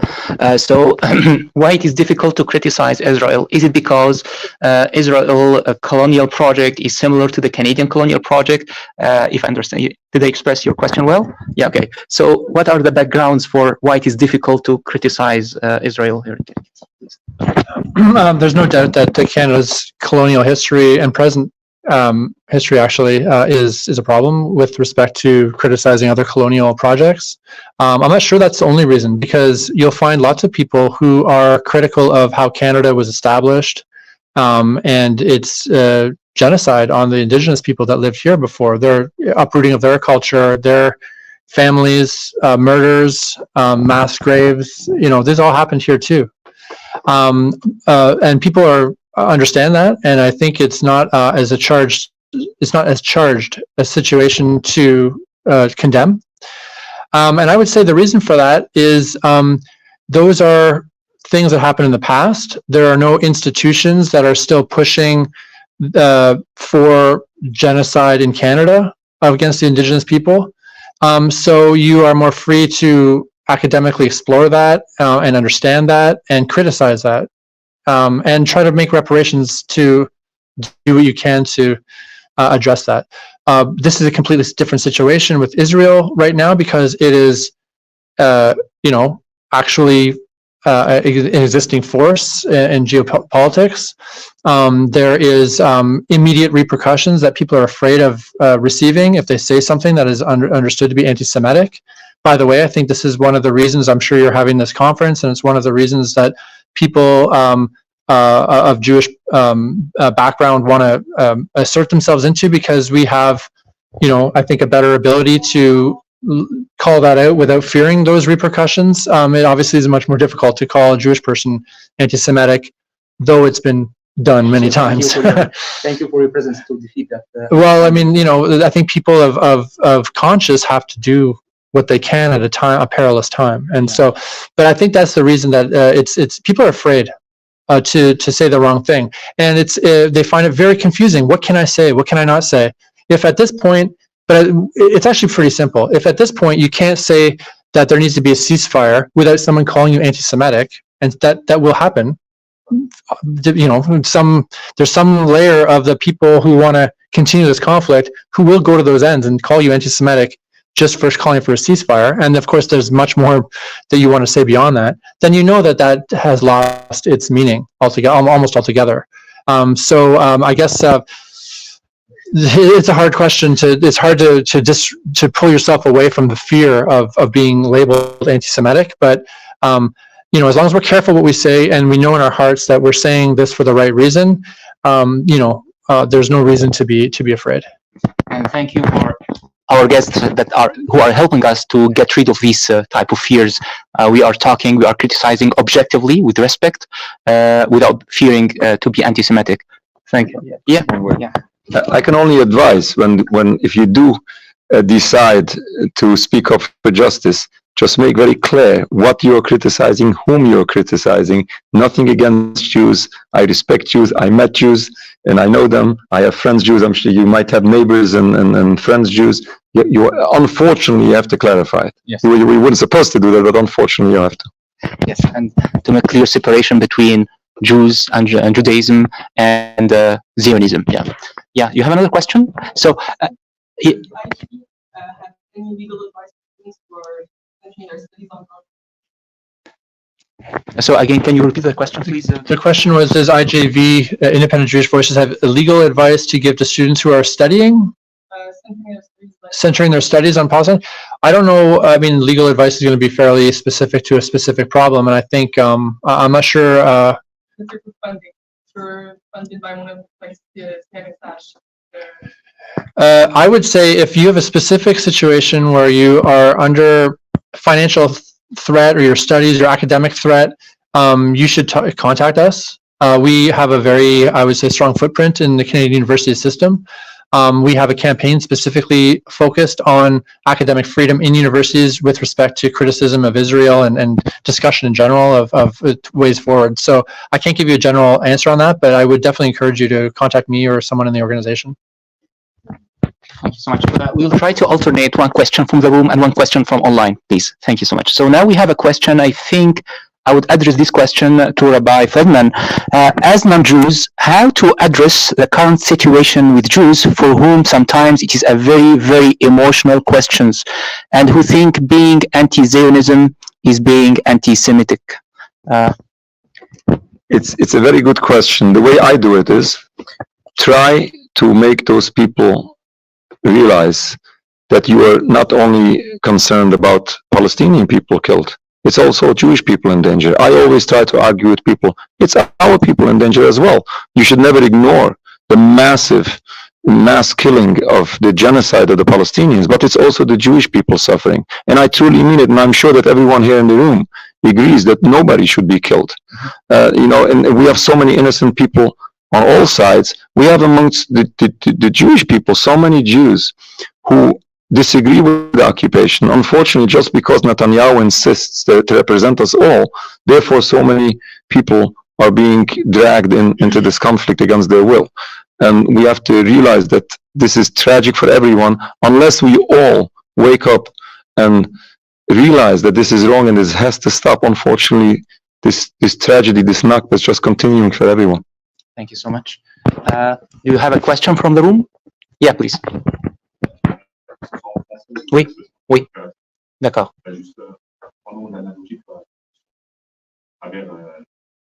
L'histoire du Canada, Mhm. d'Israël, je ne peux pas imaginer que ce qui est pénal, c'est qu'on veut à un certain moment mettre les Palestiniens comme dans des réserves, certainement à long terme, donc c'est pas un projet, donc les mettre à l'écart, on joue sur le long terme, mais à un moment les mettre comme on voit, c'est les autochtones, donc les réserves séparées. Donc, ségréguer, isoler les Palestiniens. Okay. So the question is it on the long term, the Israeli plan for Palestinians is to isolate Palestinians into a specific corner of Palestine, like exactly what happened to natives of Canada when they were segregated and isolated in the north. Is it, there's some analogy?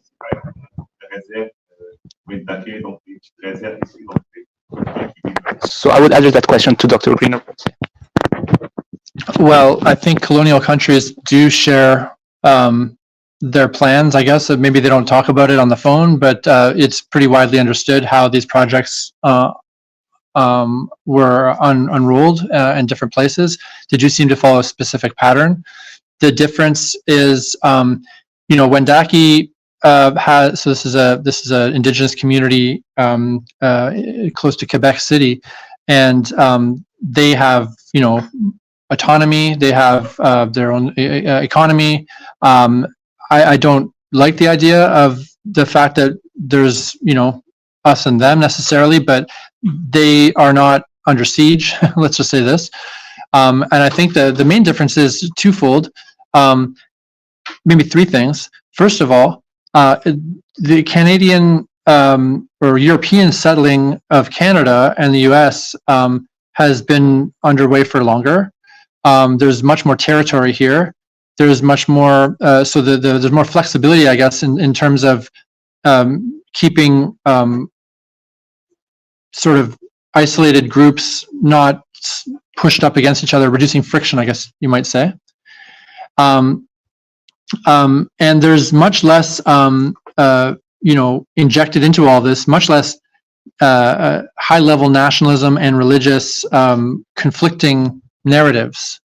So, la question est posée en français, mais j'ai juste réalisé que j'ai commencé en anglais. Is it okay? Okay, désolé. So I think it's much, I guess you say, a much more hot situation, more friction in Israel, and has not had more time to resolve itself. I'm not saying it's good or bad. I'm just saying that in terms of this parallel that you've made, there are differences too.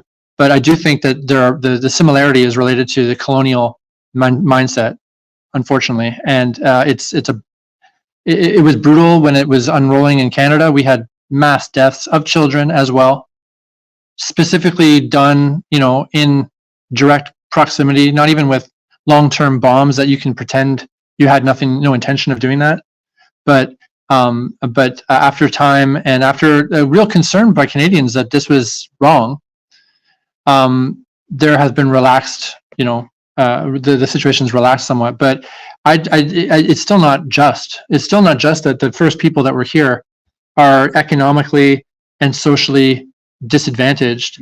But there are parallels and there are differences, I guess is what I will say. Thank you so much. Thank you, Dr. Greener. We have a question that I would address to Rabbi Feldman. The question is, could you please explain to us the efforts of Protestant Christians that they made to help Jews come back to Palestine? And why did they support the Zionism movement so hard like Britain and Poland did? I'm not the expert on that. You will have to find a Christian to explain this. Yeah. It's basically, as also Dr. Green mentioned this in very brief before, this is based on their belief system, which not necessarily is in favor of the Jewish people. And it's puzzling, as I said, it's puzzling that the Zionist movement is receiving that help. But it's one other link in the chain of supporting the Zionist movement, which is destruction to our religion, to our people, and to the humanity at large. Yeah, thank you so much. We are ready to receive a question from the room. Yeah, please go ahead. Tu peux demander en français, puis après on va traduire.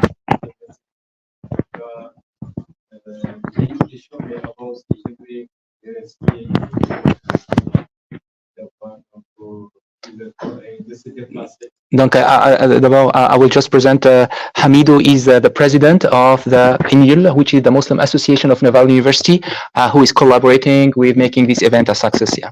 So.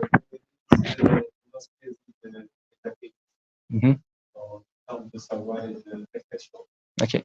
Donc, ma question serait plutôt pour voir si je ne parviens pas à comprendre pourquoi certains États occidentaux et les Américains soutiennent ce que fait Israël en termes de bombardement de massacre des populations civiles, alors qu'il y a eu quelques mois avant, défendait Ukraine. Okay. Qui subissait le bombardement de la Russie. Okay. Yeah. Ça, je ne parviens pas à comprendre. Okay, so the president of EMIL is first thanking the guest for coming and accepting the invitation. So this is a great honor. Thank you so much. His question is about why the United States, when they were a few months ago defending the rights of Ukrainians against the Russian atrocities against these people, and now they are closing the eyes against what is happening in Palestine. Could you please shed some light on that? Who wants to? Unfortunately, I have no response, no answer. My speculation is probably what you would assume. The United States has an interest in Israel. They have an interest in what Ukraine could be vis-a-vis Russia and its politics. Yeah, yeah. It's also money. It's also the weapons industry. They support war. I mean, they support war. You know, if they can sell more weapons to Ukraine, if they can sell more weapons to Israel, it seems to me that that's a motivating factor. That's a corrupt motivation, obviously. And so, yeah, you know, but that seems to be the answer. It seems to be what I see. So, and I will permit myself also to add some phrase or statement from Biden himself that might answer the question. He said, if there was no Israel, if there were not an Israel, we would have to invent an Israel to protect our interests in the Middle East. S'il n'y avait pas d'Israël, si Biden, le chef des États-Unis, dit, s'il n'y avait pas d'Israël, on aurait créé un Israël pour protéger nos intérêts au Moyen-Orient. Donc, ça répond partiellement à la question, je pense. Donc, we will take a question from online, and we will just take more 15 minutes, and because we promised our guests to just take 1 hour and a half, and if you're generous, you have no problem to take 15 minutes more. Thank you so much. Thank you. We have a question here saying that could the speakers confirm that today it is not a question of religion? It's not a war of religion. It is not Jews against Muslims and Christians. It is just a question of politics and colonization, and that religion is used as a tool for the purpose of colonization. I think we responded to that several times, but just a summary or an excerpt of that. So I think that question has been responded. So there is a question here to both speakers. How do you reach out to other Jews from the same or different sect of yours? Yeah, these are interesting questions. How do you, because you are raising up here very nice ideas and very pro-justice ideas, how do you communicate these ideas to other Jews of your or different sects? Yeah, please. This is a challenging question, a challenging task. We try to do this in many ways. We are doing publications and leaflets and flyers. We try to meet people, meet communities, and in most cases, so many people are so hardline Zionist. There is nothing to do. There is no explanation, and nothing will work. But there are so many people who are open, and especially now, way more than like 2 decades ago. Things have unfolded during the past decades, and we always say it's so tragic that we have to pay this tremendous price, and we have to lose the lives of so many people. And so many people have to brutally be killed in order for people to wake up or to have the ability to start to understand. But unfortunately, this is the situation where we are in. And people understand today, or people are at least open way more than before, which is the benefit now more than before. Yeah, thank you. And please, Dr. Greener, you have to answer. Just a small addition that I agree that it is difficult to have this conversation with people who've really closed their minds to options, because honestly, what they see is very closed debate. There's not much debate. It's very black and white. What you see on the news, what you hear from the so-called leaders that are leading war efforts. But one way that we're trying to expand the consciousness of Jews is to reach out to people who maybe they felt that they misunderstood what it is to be Jewish, and they misunderstood that they only hear that they're young. They've only heard that Israel is to be Jewish, and to be Israeli is to be Jewish, and that's all they really ever understood. And they maybe didn't feel nationalistic about that. They didn't like what they saw with respect to Israel, etc. But we're really trying to open the people's minds that you have inside of you something very special. You should not reject your Jewishness. You should basically open yourself to it. Open yourself to the feelings of social justice you have in your heart, the interest to have discussions and debate and inquiry into a broad range of topics. Your love of Jewish cuisine. I mean, whatever it is that you have that brings you to a place where you can actually reclaim what is yours. And I agree that the idea of Zionism, political Zionism, whatever you want to call it, that is related to Israel, is a hurtful thing for Jews, because it closes them to their own Jewishness, and it makes them actually a tool for something that has nothing to do with their interests. And so, if we can awaken people that don't, expand the numbers of Jews basically who have maybe let that fall, we can find new people. So we don't have to convince necessarily people who are closed-minded. We just overwhelm the closed-minded people with, a new conscious of Jewish people that will try to have a cultural awakening and to change the narrative. Yeah, thank you so much. Very inspiring.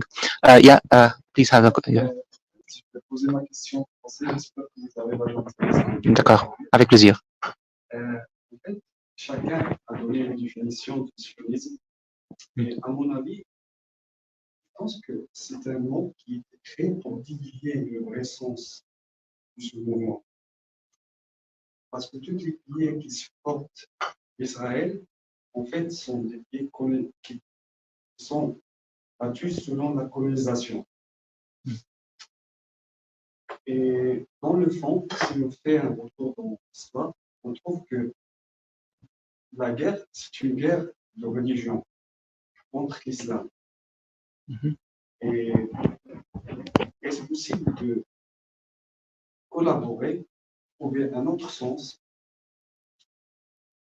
et pour essayer de travailler pour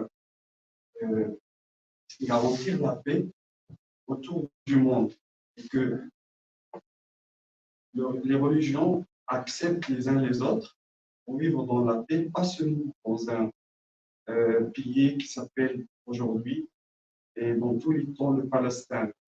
Donc, il faut vraiment. Okay. Thank you so much for the question. I will re-express that in English. So he says that the definitions of Zionism was diverging a little bit between the two guests. So he thinks a third thing, or he wants to add that Zionism is not just a colonial project collaboration between Judaism and Christianism for colonial purposes and interests. He sees it also as a war against Islam and Muslims. So do you think that Zionism should be redefined and also to include that, and also could one day we arrive to a resolution between the three religions to coexist peacefully, not only to resolve the problem of Palestine, but also to resolve the conflict between the three religions as a whole in general, not only for Palestine, but so.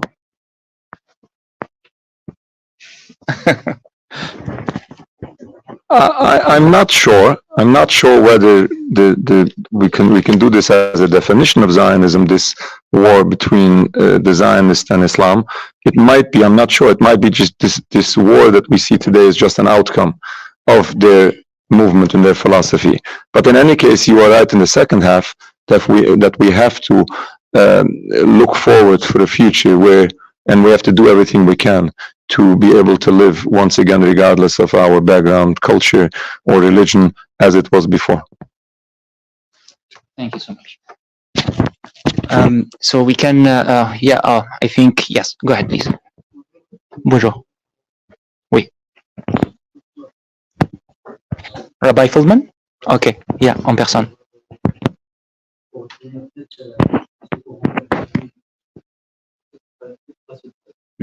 Mais j'aimerais parler un petit peu, je veux pas que je veux qu'il comprenne ce que vous dites. D'accord, j'essayerai. Pour le traduire, Ok, d'accord, ouais. Je suis un Marocain, je viens d'une petite ville et j'ai grandi dans un quartier juif. Okay.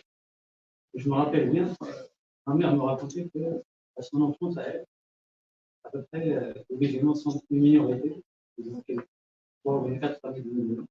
Et puis tout quartier, c'était juste juif. Et puis ils ont leur école, leur synagogue. On vivait en harmonie, il n'y avait jamais de problème. Moi, quand j'ai grandi avec il y avait ces deux familles la plupart.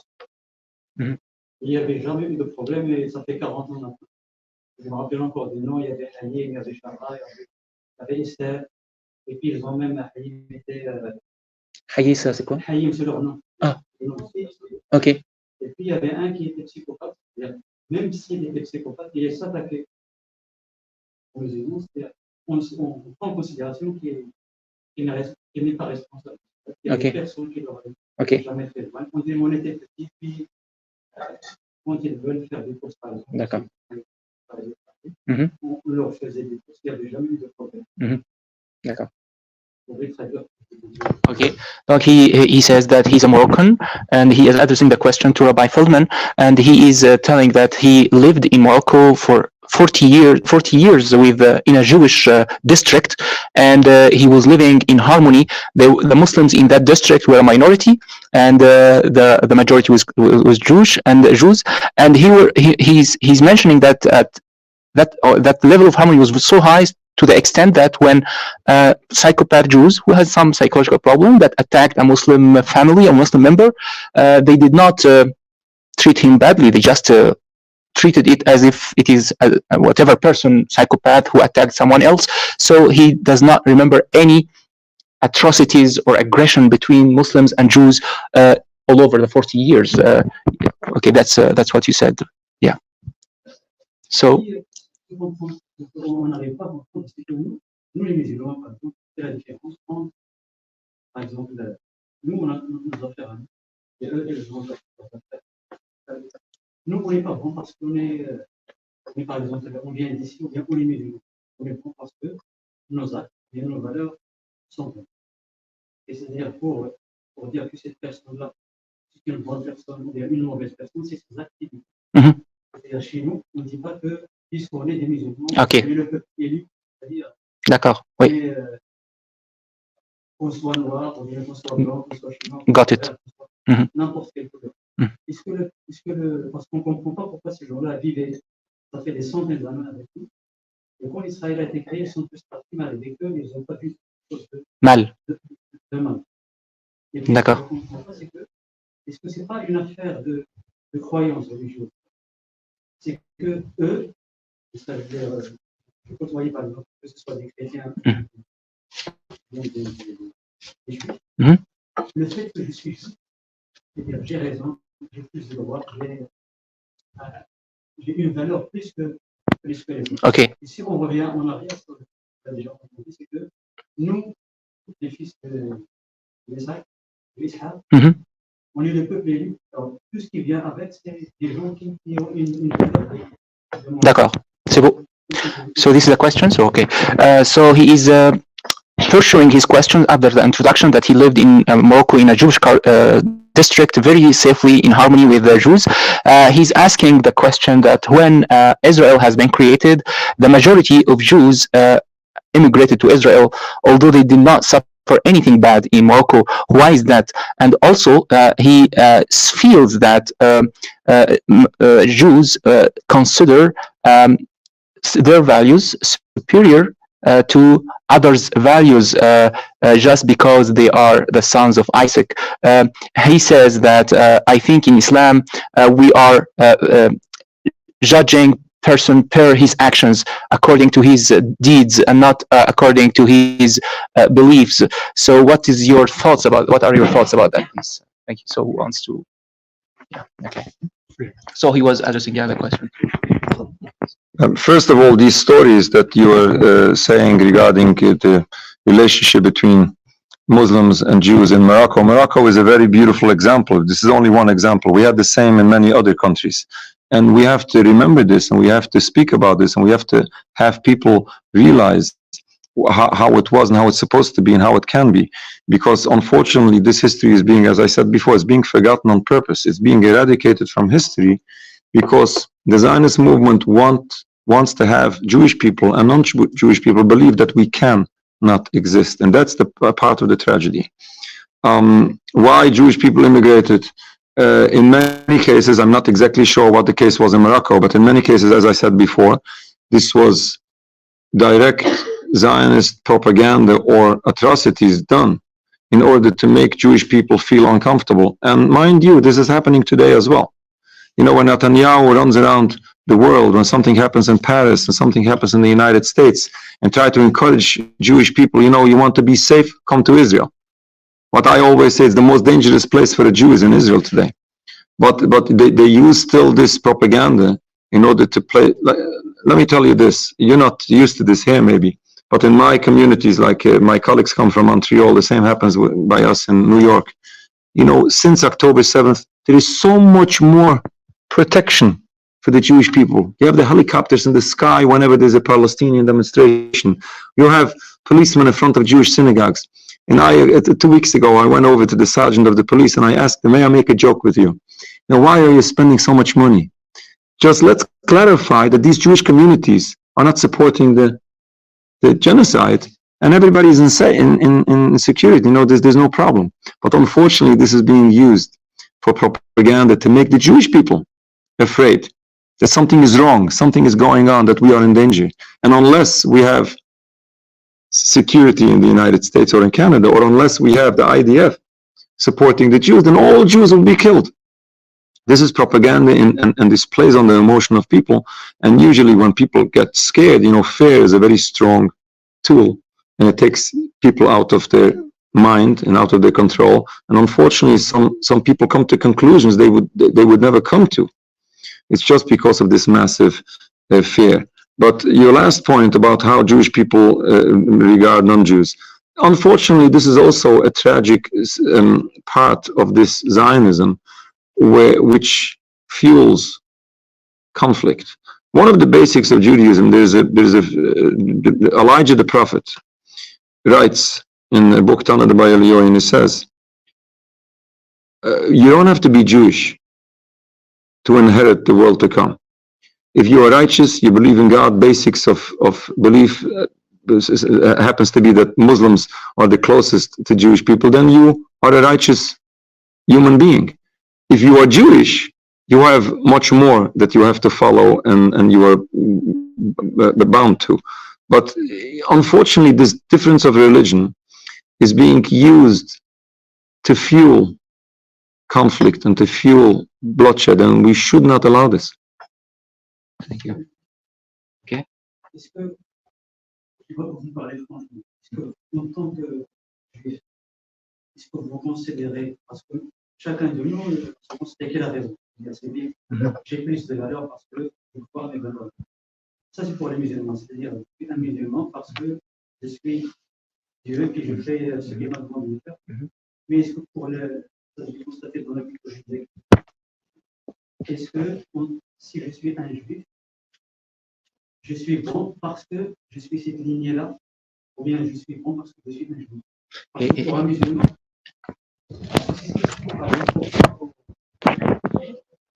on sympathise avec les Ukrainiens parce qu'ils sont bons, ils sont des yeux verts, et puis les Syriens qui ont été tués. Non, c'est pas grave. Si les autres, leur sang, il a de la valeur, et puis les autres. Yeah, thank you. C'est comme il est aux sources de tout ça. C'est une question de racisme. Okay. Moi, et toute ma lignée, Okay. c'est le peuple élu, c'est le peuple qui a plus Yeah. de valeur que les autres. But I think he's asking, but I think you responded to that. He asking he wanted to confirm or to ask you to emphasize on the point is whether it is a question of race or a question of deeds and righteousness. So I think you responded to that. So I can add on this. yeah. So okay. Good question, race. Judaism is not a race. Judaism is a religion. You can convert into Judaism. We don't push people to convert. You don't have to, as I said, you don't have to be Jewish to be righteous, but you can convert. And according to Maimonides, which is one of the major scholars in Judaism, if one lacks the belief, the basics of Jewish belief, they are no longer considered part of Judaism. Now, Judaism is not a race. Thank you for this response. So it's not. Merci beaucoup. So we promised to finish. Oh, sorry. We have to. Okay. Ah, mais si tu veux. Ok, dans moins d'1 minute, s'il vous plaît. Ok, s'il vous plaît. Ouais. C'est l'islam qui est. Ok. Et ça ouvre des portes de discussion qui finissent par. Mais ce n'est pas tous les musulmans sont. Okay, c'est bon. And that's it for everything. Yeah, thank you so much. Merci beaucoup. Thank you so much for all of you who are attending in room and for those who are following us online. Thank you.